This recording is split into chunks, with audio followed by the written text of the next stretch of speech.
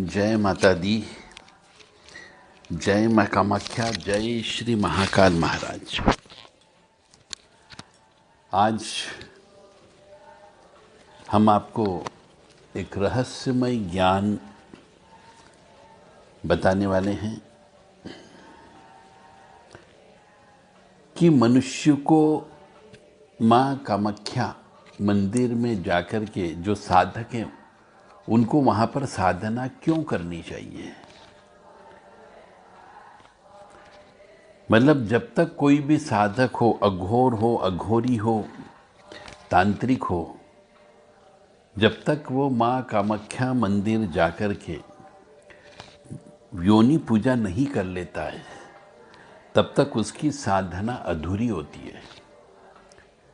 केवल किसी गुरु से गुरु मंत्र लेकर के जप करने से कुछ नहीं होना, साधना पूरी नहीं होती है। घर पे बैठ के चाहे लाखों करोड़ों जप कर लो, कुछ नहीं होगा। आपको पहले अपने इस तन को, इस मन को, इस आत्मा को शुद्ध करना होगा। तीर्थ यात्रा जाकर के वहाँ पर स्नान करके, तीर्थ के देवी देवता की पूजा करके, अपने इस धन का जिसका भोग करते हो उसका दान करके उसको शुद्ध करना होता है। और कामाख्या की बात इसलिए कर रहा हूँ क्योंकि कोई भी व्यक्ति, कोई भी तांत्रिक तब तक अधूरा है जब तक कि वह कामाख्या जाकर के पूजा न करे। तो अघोर के जो 5 स्तंभ होते हैं उनमें से एक स्तंभ है मैथुन, सेक्स। अब बहुत से लोग इस सेक्स पर चर्चा नहीं करते क्योंकि सोचते हैं गंदी चीज है। अरे गंदी चीज नहीं है।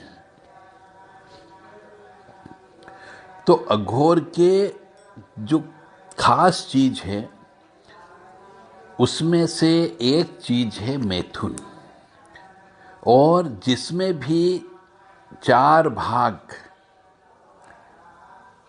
एक हो गया लिंग, एक हो गया योनि, तीसरा है वीर्य और चौथा है रज। ये चारों से पूरा ब्रह्मांड और पूरी सृष्टि की रचना होती है और संचालन भी होता है। और उसका केंद्र है योनि और लिंग।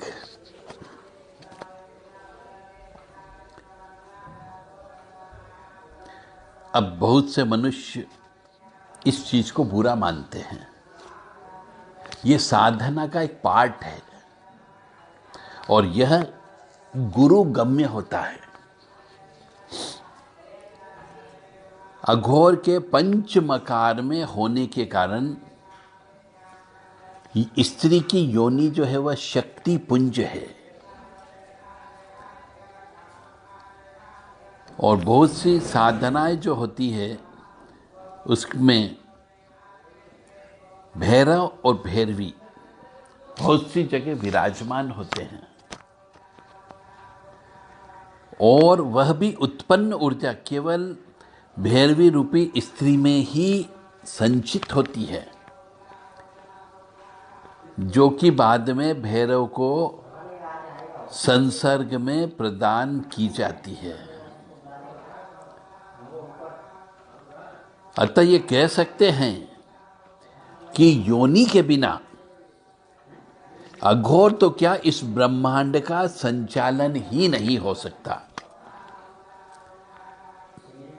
और आज के जमाने में हम देख रहे हैं स्त्री को केवल शरीर के भोग की वस्तु बना दिया है, जबकि उसमें निहित असली ऊर्जा पुंज को मनुष्यों ने भुला दिया, जिनको कुंडलिनी नाम दिया गया है। कर्म योनि में और हमारे शरीर में यह शक्ति कुंडलिनी के रूप में आश्रित होती है,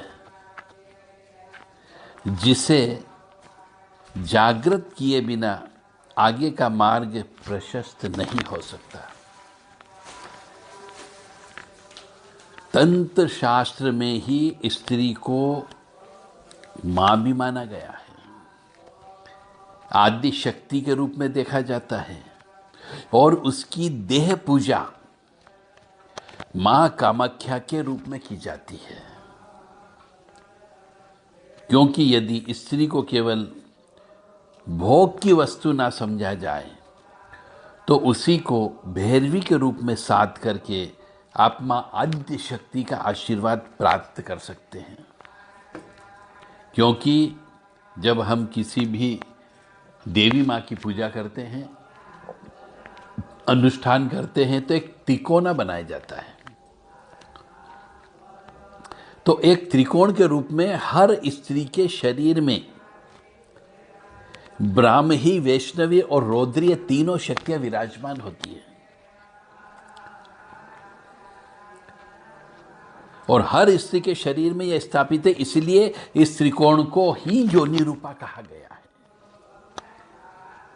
तो जो मनुष्य देवी की पूजा करे और उस त्रिकोण के अर्थ को न समझे तो उसकी पूजा बेकार। और इन शक्तियों की पूजा जो है योनि पीठ के रूप में की जाती है, और वास्तविक तौर से तो मैं ये कहूंगा कि हर स्त्री का शरीर अपने आप में एक योनि पीठ है।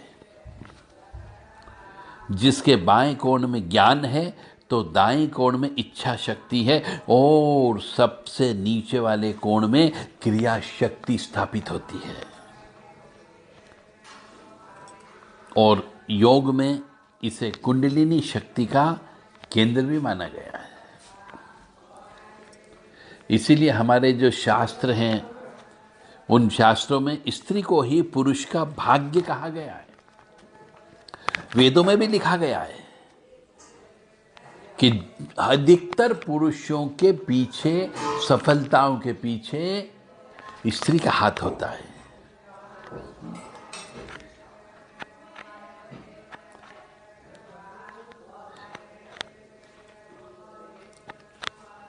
क्योंकि स्त्री की पूजा से मिलने वाले फलों का कोई भी वर्णन लिख ही नहीं सकता। अनबिलीवेबल है, सोच नहीं सकते इतने फायदे होते हैं, इतने लाभ होते हैं। तो इस क्रिया के माध्यम से मारन, मोहन, स्तंभन, उच्चाटन, वशीकरण, विद्वेषण, ये सबकी काट करने में भी मदद मिलती है। इसीलिए कामाख्या में जाकर के योनि पूजा की जाती है। किसी भी प्रकार का कीलन कर दिया गया हो, उसको भेदना हो, काटना हो, तो भी आपको ये पूजा करना पड़ती है। कुंडलिनी जागरण करना हो तो भी आपको ये क्रिया करना पड़ती है। और विभिन्न तांत्रिक क्रियाओं की फल प्राप्ति में भी यह क्रिया करना अनिवार्य होता है। उच्च कोटि की सिद्धियां प्राप्त करना हो, उसमें भी इस क्रिया की अत्यंत आवश्यकता होती है। और इस सूक्ष्म शरीर के संचालन में और उत्कृष्ट कोटि की साधना करने में भी इस क्रिया को करना पड़ता है। मानसिक, शारीरिक, आर्थिक ये कष्टों को यदि दूर करना हो, इनको शीघ्र निवारण करना हो, तो भी आपको मां कामाख्या के योनि रूप की पूजा करना ही करना होगी। और भी बहुत से कारण हैं। इस पूजा के फायदे ही फायदे हैं, नुकसान बिल्कुल भी नहीं होता है। इसीलिए साधना में विशेष तौर से कोई भी साधना करें, शक्ति साधना की बात की जाती है, तो वहां पर योनि पूजा करना अनिवार्य होता है। यदि इस संबंध में वास्तविक साधक यह पूजा करना चाहता हो तो देव राधा ट्रस्ट सत्यवाणी चैनल से संपर्क कर सकते हैं। इस संबंध में आपको उचित परामर्श दिया जाएगा। कामाख्ये वरदे देवी नीलपर्वतवासिनी त्वं देवी जगत माता योनि मुद्रे नमस्तुते। कामाख्ये काम संपन्ने कामेश्वरी हर प्रिये कामनाम देहि में नित्यम कामेश्वरी नमस्तुते। कामदे काम रूपस्ते सुबगे सुर सेविते करोमि दर्शन देव्यम सर कामार सिद्धयेत। ओम महेशानी महामाये चामुंडे मुंडमालिनी आयु आरोग्य ऐश्वर्य देहि में देवी परमेश्वरी। ओम जयंती मंगला काली भद्रकाली कपालिनी दुर्गा क्षमा शिवा धात्री स्वाहा सदा नमोस्तुते। ओम सर्वमंगल मांगल्ये शिवे सर्वासादिके शरण्ये त्र्यंबके गौरी नारायणी नमोस्तुते। तो इस तरीके से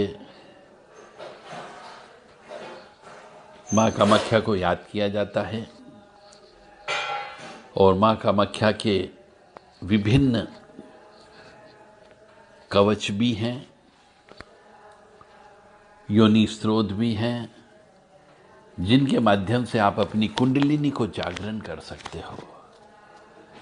तो मेन चीज, मुख्य चीज जिसके ऊपर मैंने आज आपको स्ट्रेस दिया वह है कामाख्या में जाकर के योनि पूजन करना।